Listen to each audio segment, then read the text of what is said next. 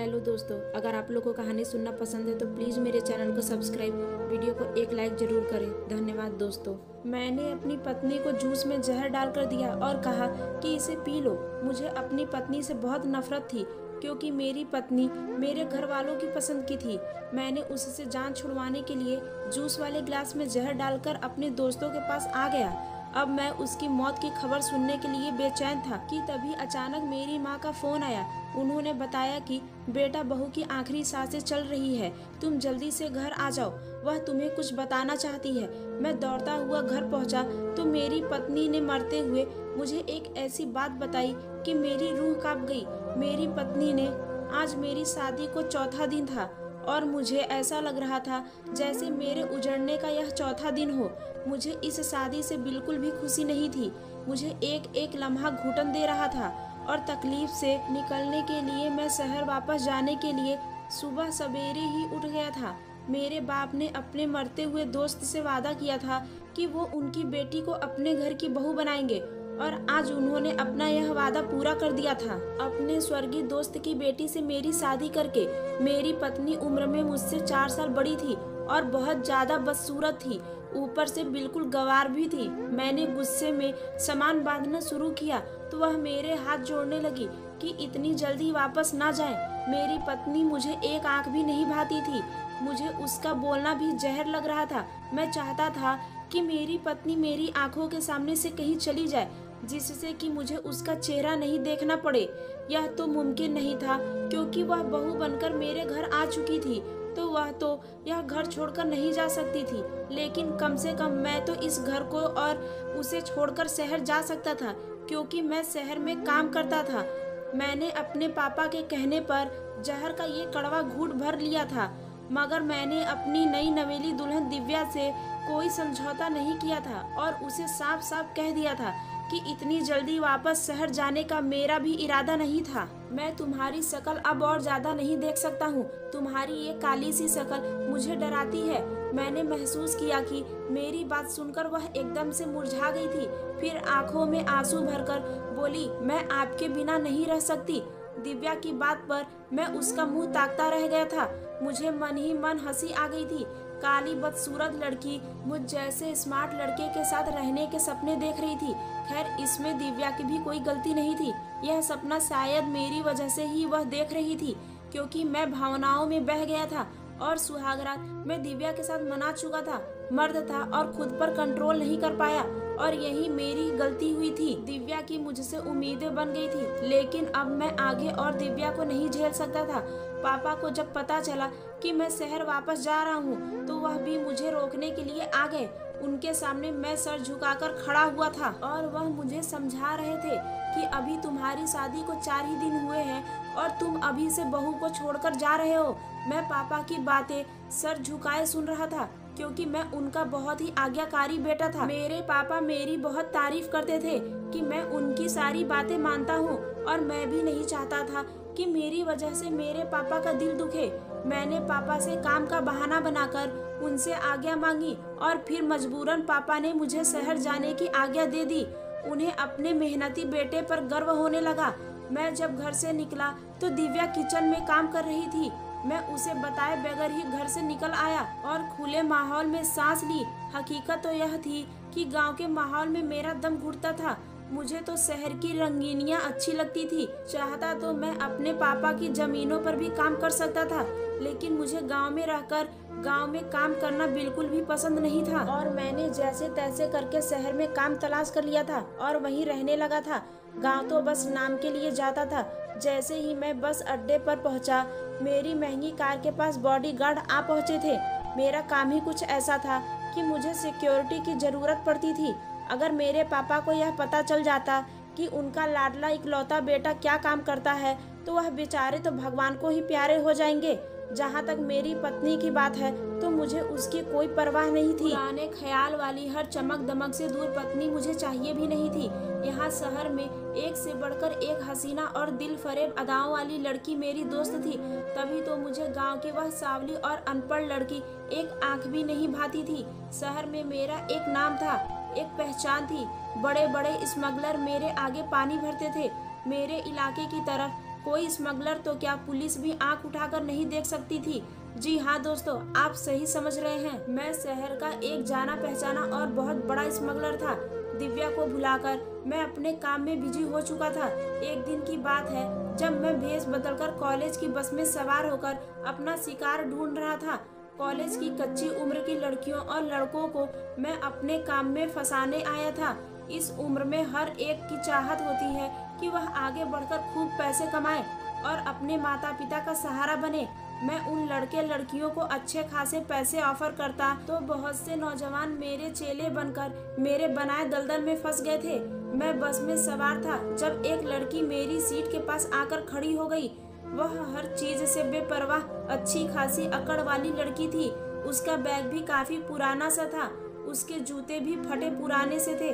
उस लड़की का हुलिया उसकी गरीबी की दास्तान चिक चिक कर सुन रहा था, लेकिन थी सुंदर। मुझे मेरा नया शिकार मिल चुका था। मुझे मालूम था कि इस जैसी लड़कियों को फंसाना बहुत आसान होता है। ऐसी लड़कियां गरीबी से जान छुड़ाने के लिए किसी भी हद तक जा सकती हैं। मैं अपनी सीट से उठा और उससे बोला कि तुम इस सीट पर आकर बैठ जाओ। तो वह गुस्से से भड़क उठी और मुझे घूरने लगी। कहने लगी, क्या है कि मैं तुम जैसे लफंगों को खूब समझती हूँ। लड़कियों से बात करने का नया बहाना चाहिए तुम्हें। बस लड़की को सीट ऑफर कर दो और उससे बातचीत शुरू कर दो। यह तरीका पुराना हो चुका है। मैं तुम जैसे लड़कों के सारे हथकंडे जानती हूँ। मुझे उसकी यह हिम्मत भी अच्छी लगती थी। मुझे मालूम हो गया था कि यह मेरे लिए बहुत ही काम की साबित होगी। मेरे सामने एकदम मेरी डरपोक सी पत्नी का चेहरा घूम गया था और उसका चेहरा याद आते ही मेरा मुंह कड़वा हो गया था। उस दिन के बाद मैं हर रोज बस में सवार होता, उस लड़की से बात करने का कोई ना कोई बहाना तलाश करता रहता। मैं अपने खास लोगों को उसकी जासूसी पर लगा रखा था। अगले ही दिन मुझे उसकी पूरी जानकारी मिल चुकी थी। वह बहुत ही गरीब लोग थे, 2 कमरों के मकान में रहते थे। बूढ़े माँ बाप की वह इकलौती बेटी थी। उस लड़की का नाम स्नेहा था। स्नेहा की कॉलेज का भी पता मैंने लगवा लिया था। मैं कुछ दिन जानबूझकर बस में नहीं बैठा। मुझे सब कुछ खाली खाली सा महसूस होने लगा था और मैं अपनी इस हालात से बेखबर था। अगले ही दिन मैं उसके प्रिंसिपल के ऑफिस में बैठा था। उसकी प्रिंसिपल को कह दिया था कि स्नेहा के पल पल की रिपोर्ट मुझे चाहिए। प्रिंसिपल का गुस्सा और अकड़ तो मेरे साथ खड़े बड़ी बड़ी मूंछों वाले बॉडीगार्ड को देखकर ही खत्म हो गया था। उसने मेरा नंबर मांगा। नंबर लिखकर मैं वहां से उठा, लेकिन न जाने क्यों मेरा दिल बार बार उस लड़की को देखने को करने लगा था। अगले कुछ दिन बहुत ही बिजी निकले थे। मैं स्नेहा को नहीं देख पाया था, मगर उसका ख्याल बार बार मुझे तंग करता था। और फिर एक दिन अचानक स्नेहा के प्रिंसिपल के कॉल आ गई। उसने बताया कि स्नेहा की शादी हो रही है। मेरे तो दिल पर घूसा पड़ा था। परसों स्नेहा की विदाई भी थी। वह प्रिंसिपल से छुट्टियां मांगने आई थी। तभी उसने फौरन मुझे कॉल करके बता दिया था। मैं गम और गुस्से की अजीब से दोराहे पर खड़ा था। मुझे समझ नहीं आ रहा था कि मैं क्या करूं। तब अचानक मुझ पर यह बात खुली थी कि मैं स्नेहा से मोहब्बत कर बैठा हूं। मुझे अपनी इस हालत पर खूब हंसी आई थी। और फिर उसके फेरों से ठीक पहले मैंने अपने एक भरोसे के आदमी को भिजवाकर स्नेहा को उसके घर से उठवा लिया था और उसे अपने फार्म हाउस में बंद करवा दिया था। मैंने अपने आदमियों को सख्ती से ऑर्डर कर रखे थे कि इस लड़की को किसी भी तरह से कोई परेशानी नहीं होनी चाहिए। उसकी इज्जत की सुरक्षा करना मेरी जिम्मेदारी थी और मैं उस पर आंच भी नहीं आने देना चाहता था। मेरा दिल स्नेहा को देखने के लिए बेचैन हो रहा था, मगर मैं बड़ी मुश्किल से खुद को रोक रखा था। एक दिन और एक रात अपने फार्म हाउस पर रखकर उसे सुरक्षित उसके घर पहुंचा दिया था। वो जैसे मासूम मेरे फार्म हाउस पर आई थी, वैसे ही मासूम और पवित्र अपने घर वापस चली गई थी। मेरी जानकारी में यह बात आ चुकी थी कि स्नेहा के मंगेतर ने यह कहकर रिश्ता खत्म कर दिया था कि तुम एक दिन और एक रात बाहर रहकर आई हो। मुझे क्या मालूम तुम्हारे साथ क्या हुआ है। क्या पता तुम अपनी मर्जी से ही घर से भागी हो। मैं ऐसे चरित्रहीन लड़की के साथ शादी नहीं कर सकता। सब कुछ मेरी योजना के अनुसार जा रहा था। मैं यही तो चाहता था कि स्नेहा की शादी टूट जाए। यह भी सुनने में आया था कि उस दिन के बाद से स्नेहा बहुत ही उदास रहने लगी थी। वह पूरा पूरा दिन रोती रहती और उसके बूढ़े माँ बाप अपनी बेटी की हालत देखकर कूदते रहते। जो मैं चाहता था वही हो गया था और किसी को कानो कान खबर भी नहीं हुई थी। कि उसके पीछे किसका हाथ था। सांप भी मर गया था, लाठी भी नहीं टूटी थी। अब मुझे आगे यह करना था कि स्नेहा के दिल में अपनी जगह बनानी थी। मैं हर काम बड़ी योजना के साथ कर रहा था और यह मेरी पुरानी आदत थी, और तभी तो आज तक मुझे पुलिस गिरफ्तार नहीं कर सकी थी। पुलिस को मुझ पर शक था, मगर वह मेरे खिलाफ सबूत ढूंढने में नाकाम थी। खैर, मैं स्नेहा की गली में जाकर खड़ा हो जाता था। मैंने बड़ी चालाकी से स्नेहा के बाप के साथ संबंध बना लिए थे। सीधा साधा आदमी था, उससे बातचीत करना और संबंध बढ़ाना कोई मुश्किल बात नहीं थी। जब स्नेहा के पिता से मेरी बातचीत होने लगी थी तो उन्होंने ही मुझे बताया था कि स्नेहा का मंगेतर ही घर के सारे खर्च करता था। घर का चूल्हा इस लड़के के दम से चला था। अब तो भूखे रहने की नौबत पहुंच गई है। मैंने उसके पिता के घर राशन डलवा दिया। स्नेहा के पिता ने बहुत मना किया, मगर मैंने भी कह दिया कि मुझे अपना ही बेटा समझे, और इस तरह स्नेहा के पिता से जान पहचान करके अब मैं उनके घर तक भी पहुंच चुका था। मैं स्नेहा के घर पर खूब पैसा लुटा रहा था। स्नेहा ने मुझे पहचान लिया था और वह मुझसे बात भी नहीं करती थी, लेकिन मैं पीछे हटने वाला नहीं था। कभी उसके बूढ़े बाप को दवा दिलवाने डॉक्टर के पास ले जाता, तो कभी उसके घर जरूरी सामान लाकर रख देता, और मेरी इन्हीं मेहरबानियों की वजह से स्नेहा का दिल मेरी तरफ से धीरे धीरे नरम पड़ने लगा था। एक दिन उसने मुझे रोकर माफी मांग ली, लेकिन मैंने कहा कि इंसान को गलतफहमी हो जाती है, इसलिए परेशान होने की जरूरत नहीं। उस दिन के बाद मैं जब भी उनके घर जाता तो वह मेरे लिए खुद अपने हाथों से चाय बनाकर लाती। इस तरह धीरे धीरे हम दोनों में गहरी दोस्ती हो गई थी।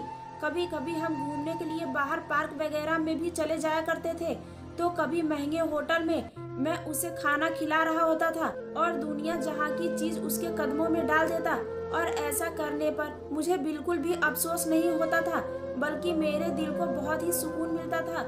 स्नेहा की सुंदरता का मैं दीवाना हो चुका था। मेरे द्वारा दिए गए महंगे कपड़े और ज्वेलरी से उसकी सुंदरता और भी ज्यादा निखर गई थी। स्नेहा का झुकाव भी मेरी तरफ था। छुपे शब्दों में मैं उसे अपनी मोहब्बत का इजहार भी कर चुका था, और वह दिन मेरी जिंदगी का सबसे खूबसूरत दिन था जब मैंने स्नेहा के बाप से उसका रिश्ता मांगा था। और स्नेहा के बाप को इस रिश्ते से भी कोई इनकार नहीं था, बल्कि वह तो खुशी से पागल ही हो गए थे। स्नेहा ने भी हाँ कर दी थी, मगर न जाने कहां से उसको मेरी शादी की खबर हो गई। वह सारा दिन रोती रहती। उसके आंसू देखकर मेरा तो कलेजा ही फटा जा रहा था। मैंने उसे हर तरह से विश्वास दिलाया कि वह हमारे रास्ते का कांटा नहीं बनेगी, क्योंकि मैं तो उसको देखना भी पसंद नहीं करता। वह गांव की सीधी सादी गंवार लड़की है। वह गांव में रहेगी और हम शहर में रहेंगे। मगर स्नेहा किसी भी तरह नहीं मानी, और फिर स्नेहा ने शर्त रखा कि मैं जब तक दिव्या को तलाक न दे दूं, वो मुझसे शादी नहीं करेगी। मैंने उसे बताया कि मैं दिव्या को नहीं छोड़ सकता, क्योंकि अगर मैंने उसको छोड़ दिया तो मेरा बाप मर जाएगा। स्नेहा बोली, तो फिर कुछ ऐसा करो कि वह खुद तुम्हें छोड़कर भाग जाए। मुझे उसकी बात पसंद आई। मजबूरन मुझे सब छोड़ छाड़कर दोबारा गांव जाना पड़ा। पापा दिव्या मेरे आने पर बहुत खुश थे, लेकिन मेरा रवैया दिव्या के साथ बहुत ही कठोर था। बात बात पर मैं उसको जलील करता था, उसे ताने देता, मगर वह मेरी किसी भी बात का लौटकर जवाब नहीं देती थी, बस खामोशी से आंसू बहाती रहती। उसकी काली बदसूरत शक्ल मुझे और ज्यादा गुस्सा दिलाती थी। मैं उसको उसकी काली रंगत के ताने जरूर देता था। उससे कहता कि तुम्हारी काली रंगत ने मेरी किस्मत को भी काला कर दिया है। मैं उसको पकड़कर शीशे के सामने खड़ा कर देता हूँ। उससे पूछता, बताओ तुम्हारा और मेरा कहाँ का जोड़ मिलता है? तुम काली अंधेरी रात हो और मैं उजला सवेरा। दिव्या की आंखों में आंसू भर आते और वह मुझे बेबसी से देखने लगती। उसके आंसुओं से पल भर के लिए तो मुझ पर कुछ असर होता था, मगर मैं अपने दिल का क्या करता। मैं तो स्नेहा के इश्क में पागल हो गया था। मैंने दिव्या के साथ बहुत ही बुरा बर्ताव शुरू कर चुका था, और अब तो नौबत मारपीट पर भी आ गई थी। मैंने दिव्या पर हाथ भी उठाना शुरू कर दिया था। मेरी इतने जुल्मों के बाद भी दिव्या ने मुझे एक शब्द भी नहीं कहा था। मुझे दिव्या की ढिठाई पर बहुत ज्यादा गुस्सा आता था। वह बहुत ही सख्त थी। मैं जितना उसे दूर भागता हूँ उतना ही मुझ पर मरती थी। मेरी जिंदगी में अगर स्नेहा ना होती तो शायद अब तक मैं दिव्या की अच्छाइयों का दीवाना बन चुका होता। मगर अब जब मैं उससे जान छुड़वाना चाहता था तो उसकी ये हरकतें मुझे और भी ज्यादा गुस्सा दिलाते थे। मैं जल्द से जल्द स्नेहा के पास जाना चाहता था। उसकी मनमोहनी प्यारी सी सूरत मुझे याद आती थी। गांव आए हुए मुझे 2 महीना हो चुका था और इससे मेरे कारोबार पे बहुत बुरा असर पड़ा था। मैं स्नेहा के साथ मोबाइल पर बराबर कांटेक्ट में रहता था। मैं उसे समझाता कि थोड़ा सब्र से काम लो। मैं स्नेहा को सारे हालात बताता रहता था। यह भी बताता कि दिव्या किसी भी तरह मुझसे रिश्ता खत्म नहीं करेगी। वह तो मेरी मारपीट ताने सब सहती रहती है। और फिर स्नेहा ने मुझे एक ऐसा आइडिया दिया जिसे सुनकर मेरा दिल दहल गया। स्नेहा ने मुझे कहा कि तुम अपनी पत्नी को जहर दे दो। एक पल के लिए मेरा दिल डूब गया था, मगर इसके सिवा मेरे पास कोई दूसरा चारा भी नहीं था। मैं स्नेहा को जल्द ही खुशखबरी सुनने का कहकर कॉल बंद कर दी थी। शाम हो चुकी थी। मैंने दिव्या को घर में ढूंढा, मगर वो कहीं नजर नहीं आई। मैं छत पर गया तो वह उधर ही बैठी हुई थी। उसके गालों पर आंसू बह रहे थे। उस समय मैंने उसे बड़े प्यार से बात की थी। कहा, क्या हुआ है दिव्या? मेरे पूछने पर वह बस हल्के से मुस्कुरा दी, मगर अपने होठों पर कोई शिकवा नहीं लाई। मैंने कहा, दिव्या मैं बहुत बुरा हूँ ना। मेरे शब्दों में बनावटी मोहब्बत भरी हुई थी और मेरी इस मोहब्बत पर वह तड़प कर रह गई थी। कहने लगी, बुरी तो मैं हूँ। पहले आपकी जिंदगी को नर्क बना दिया है। जब आपकी तरफ देखती हूँ तो मेरा दिल बहुत दुखता है कि कैसे आप जैसे खूबसूरत स्मार्ट लड़के को मुझ जैसी बदसूरत पत्नी मिली है। आप कहाँ बुरे हैं? बुरी तो मैं हूँ। उसकी बातें मुझे एहसास दिला रहे थे कि मैं कितना गिरा हुआ इंसान हूँ। मगर वह कहते हैं ना कि जिसकी सूरत काली होती है उसका दिल बहुत ही साफ होता है। दिव्या भी दिल की बहुत साफ लड़की थी। मैंने दिव्या के आंसू पोंछकर उसकी पसंदीदा चीज के बारे में पूछा तो उसने जूस का नाम लिया। मैं मुस्कुरा दिया था। एक पल को मेरा दिल चाहा कि समय ठहर जाए, मुझे उस मासूम लड़की की जान ना लेनी पड़े। मगर फिर स्नेहा का चेहरा मेरी आंखों के सामने घूम गया। मैं स्नेहा के बिना नहीं रह सकता था और स्नेहा को पाने के लिए मुझे यह कड़वा घूंट पीना ही पड़ेगा। मैं कुछ देर उसके पास बैठने के बाद बाहर जूस कॉर्नर पर आ गया। वहाँ से मैं दिव्या के लिए जूस पैक करवाया और फिर एक दुकान पर चला आया। वहाँ से मैं खेतों में डालने वाली जहरीली स्प्रे जूस पर छिड़क दी। ऐसा करते समय मेरे हाथ थर थर कांप रहे थे। मैं पसीने से भीग चुका था। मगर उस दिन शैतान ने मेरी एक न चलने दी। वह मुझ पर बुरी तरह हावी हो चुका था। मैं घर की तरफ चल दिया। मेरे अंदर हर तरह के एहसास खत्म हो चुके थे। मैंने झूठी मोहब्बत जताकर वह जूस दिव्या के सामने रखा और कहा कि इसे पी लो। मेरे सामने ही उसने जूस का गिलास पी लिया था। जब मुझे विश्वास हो गया कि इतना जहरीला जूस से वह मर जाएगी तो मैं भी उठ गया। मेरा सामान तो पहले से ही पैक था। मैंने दिव्या को बाय बोला और खुशी खुशी शहर के सफर पर निकल खड़ा हुआ। मैं बहुत रिलैक्स था कि मेरी खुशियों के बीच जो सबसे बड़ा कांटा था वह अब निकल जाएगा। मगर न जाने क्यों मैं जैसे जैसे शहर की तरफ बढ़ रहा था मेरा दिल बैठा जा रहा था। मैं स्नेहा को कॉल करके अपने आने के बारे में बता दिया था, लेकिन उसके घर पहुंचकर मैंने उसे सरप्राइज देने का सोचा। दरवाजे की चाबी मेरे पास मौजूद थी क्योंकि यह फ्लैट मैंने ही स्नेहा को खरीद कर दिया था। मैं चुपके से दरवाजा खोला, उसके घर में दाखिल हो गया। लेकिन यह क्या, मुझे अजीब सा एहसास हुआ। घर में ऐसी खामोशी थी जैसे शमशान घाट हो। तभी मैंने स्नेहा को देखा। वह एक कमरे से निकली थी, सजी सवरी सी बहुत ही सुंदर लग रही थी और स्नेहा के हाथ में मिठाई की प्लेट भी थी। खुशी उसके चेहरे से टपकती पड़ रही थी। स्नेहा कहने लगी, आज हमारे रास्ते से हर तरह का कांटा निकल चुका है। आज तो बहुत ही खुशी का दिन है। यह मिठाई खाओ और जश्न मनाओ। स्नेहा की यह खुशी देखकर मैं एकदम से बौखला गया था। जब से मैंने उसे फोन किया था कि मैं दिव्या को जहर वाला जूस दे दिया है, तभी से वह तैयारी में लगी हुई थी और खुशियां मना रही थी। वह मेरी तरफ मिठाई की प्लेट बढ़ाने लगी, कहने लगी कि मुंह तो मीठा करो। पता नहीं क्यों मुझे मिठाई देकर अजीब सा डर महसूस हो रहा था, मगर स्नेहा के बार बार कहने पर मैंने एक टुकड़ा उठाकर खा लिया। वह मुस्कुराती हुई कमरे में चली गई। जब उसे काफी देर हो गई और वह ना लौटी तो मैं भी उसके पीछे चला गया। मैंने दरवाजे के अंदर से झांका तो मेरे कदमों तले से जमीन ही निकल गई। कमरे के अंदर से किसी मर्द के बोलने की आवाज आ रही थी। स्नेहा उस लड़के के पास बैठी हुई कह रही थी, राहुल जी आप तो चिंता ना ही करे, मैंने अर्जुन का पक्का इंतजाम कर दिया है। मिठाई में जहर डालकर उसको खिला दिया है और आज अपना बदला भी मैंने उससे ले लिया है। वह क्या समझता था कि मुझे खबर नहीं होगी कि मेरा मुजरिम कौन था, मुझे किसने अगवा किया था। मेरा मुजरिम अर्जुन ही तो है। वह तो भगवान की कृपा है कि राहुल तुमने मेरे साथ मंगनी तोड़ने का फैसला वापस ले लिया। मोहब्बत तो मैं सिर्फ आपसे ही करती हूँ और हमेशा करती रहूंगी। स्नेहा की बातें सुनकर मुझ में वहाँ खड़े होने की हिम्मत ही नहीं थी। मैं दबे पांव वहाँ से निकल आया था और तभी अचानक मेरे घर से कॉल आई और मेरी माँ ने कहा, बेटा तुम्हारी पत्नी की आखिरी सांसें चल रही है और वह तुम्हें बुला रही है। मेरे तो कदमों के नीचे से जमीन ही निकल गई। मुझे अब अपनी गलती का एहसास हो रहा था। जहर तो मुझे भी दिया गया था, मेरी हालत भी खराब हो रही थी, लेकिन अब मुझे अपनी हालत की परवाह नहीं थी। मैं जल्दी से गांव पहुंचा। उसका चेहरा मौत का सन्नाटा था। मेरे घर पहुंचते ही मेरी पत्नी ने मुझे मुस्कुरा कर देखा। उसकी मुस्कुराहट देखकर मेरी रूह कांप उठी थी और फिर अचानक ही वह मेरे पैर पकड़कर बोली, आप मुझे माफ कर दे, मैंने आज ही आपकी। मैं घबरा गया। क्या हुआ दिव्या?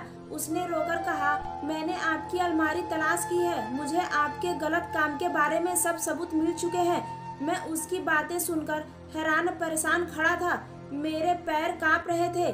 जहर अपना काम कर रहा था, लेकिन मैं फिर भी खड़ा उसकी बातें सुन रहा था। वो कह रही थी कि मैं सोच रही थी कि आपके खिलाफ कानूनी कार्रवाई करूं या ना करूं। मैं इसी सोच में डूबी हुई थी, लेकिन मैं आपको भगवान के कहर से बचाना चाहती थी। इसलिए मैं आपको इस गलत काम के दलदल से निकालना चाहती हूँ और आपको इस गटर से निकालने के लिए बस मेरे पास एक ही रास्ता है कि आपको पुलिस के हवाले कर दूं। मैंने आज ही आपके खिलाफ कानूनी कार्रवाई की है। पुलिस किसी भी पल यहाँ पहुँच सकती है और आपको गिरफ्तार कर सकती है। दिव्या की कोई भी बात मुझे बुरी नहीं लग रही थी। इतना कहते ही दिव्या एकदम जमीन पर गिर पड़ी थी। मैं फटी फटी आंखों से उसे देख रहा था। जल्दी से उसे लेकर डॉक्टर के पास गया। दिव्या की हालत बहुत ज्यादा खराब थी। उसके लिए डॉक्टर ने 22 घंटे खतरनाक बताए थे। मैं रो रो कर दिव्या की जिंदगी की भीख मांग रहा था और फिर मैं भी बेहोश होकर गिर पड़ा था। जब मुझे होश आया तो मैं अपने आसपास डॉक्टरों की भीड़ देखी थी और सबसे पहले मैंने दिव्या के बारे में पूछा था। भगवान की कृपा हुई थी और दिव्या बच गई थी। जब मेरी तबीयत कुछ संभली तो मुझे पुलिस गिरफ्तार करके ले गई। मैंने अपना जुर्म स्वीकार कर लिया था। जेल में मैं दिन रात भगवान से रो रो कर अपने पापों की माफी मांगी थी। मुझे 10 साल की सजा हुई थी। 10 साल के बाद मुझे जेल से रिहाई मिली थी और जब अपने जुर्म की सजा भुगतकर मैं वापस अपने घर जा रहा था तो मेरा दिल अनजाने बेबसी से दहल रहा था कि न जाने दिव्या मुझे माफ करेगी कि नहीं। मैं अपनी रिहाई की खबर किसी को भी नहीं दी थी। चुपचाप घर पहुंच गया था और बाहर दरवाजे पर ही रुक गया। घर से दिव्या की बहुत ही प्यारी सी आवाज आ रही थी। वह कह रही थी, मेरे बच्चों तुम्हारे पापा बहुत ही बहादुर हैं। कभी भी अपने पापा को किसी से कम मत समझना। देखना जब तुम्हारे पापा आएंगे तो तुम्हें ढेर सारा प्यार करेंगे और तुम्हारे लिए बहुत ही अच्छी अच्छी चीज लेकर आएंगे, क्योंकि तुम्हारे पापा तुम दोनों से बहुत प्यार करते हैं। तुम दोनों की खातिर ही तुम्हारे पापा तुमसे दूर गए हैं। और मेरे बच्चों, एक बात हमेशा याद रखना, नफरत पापी से नहीं पाप से करना चाहिए। मुझे अब और ज्यादा बर्दाश्त नहीं हुआ और मैं भागता हुआ घर में दाखिल हो गया। मेरे जुड़वा बेटे अपनी माँ के पास बैठे हुए थे। मैं उन दोनों के सामने ही दिव्या के कदमों में बैठ गया था और उससे रो रो कर अपने पापों की माफी मांगी थी। दिव्या ने मुझे माफ कर दिया तो मैं अपने बच्चों से लिपट गया था। मेरे बच्चे भी प्यार से मुझसे लिपट गए थे। दिव्या ने बच्चों को बहुत ही अच्छी परवरिश दी थी। मेरे लिए उसने बच्चों के दिल में सिर्फ प्यार और सम्मान ही भरा था, गुस्सा और नफरत नहीं भरी थी। यह सब दिव्या की अच्छी परवरिश का फल था। और फिर उसी पल मुझे दिव्या से बेइंतहा मोहब्बत हो गई थी। उसकी सांवली रंगत मुझे चांदनी जैसे उजली मालूम हो रही थी। उन तीनों से मिलकर मैं अपने पापा और माँ के कमरे की तरफ बढ़ा था। पापा के कदमों में बैठकर मुझे उनका धन्यवाद करना था कि उन्होंने मेरे लिए इतनी अच्छी हमसफर ढूंढी है। लोग सच कहते हैं कि बड़ों की बात मानकर इंसान कभी निराश नहीं होता, बल्कि बड़ों के आशीर्वाद से जीवन में खुशियों के रंग भर जाते हैं। अगर कहानी पसंद आई तो प्लीज़ मेरे चैनल को सब्सक्राइब करें और वीडियो को एक लाइक जरूर करें। धन्यवाद दोस्तों।